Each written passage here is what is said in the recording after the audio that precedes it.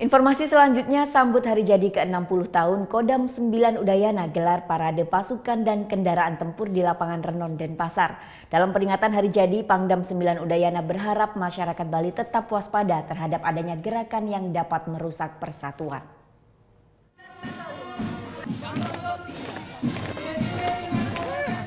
Parade pasukan dan kendaraan tempur menjadi salah satu daya tarik saat peringatan Hari Jadi Kodam 9 Udayana yang ke-60 yang digelar di lapangan Iti Mandala Renon Denpasar.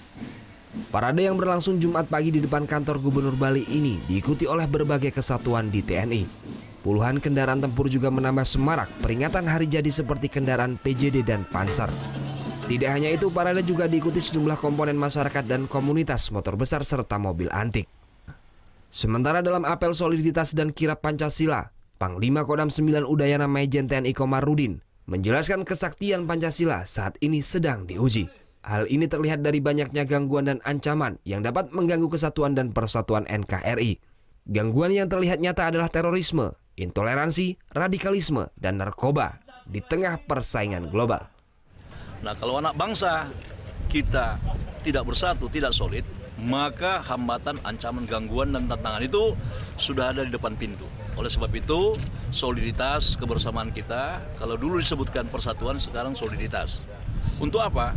Untuk meyakinkan masyarakat bahwa Pancasila itu masih eksis dan bisa kita pedomani sepanjang masa. Sementara itu, Pangdam 9 Udayana menilai potensi ancaman di Bali lebih kecil terjadi daripada di ibu kota karena kebersamaan masyarakat Bali yang sudah sangat jelas terlihat.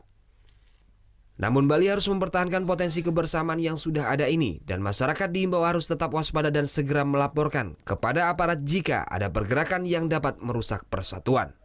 Surya Sanjaya melaporkan untuk NET.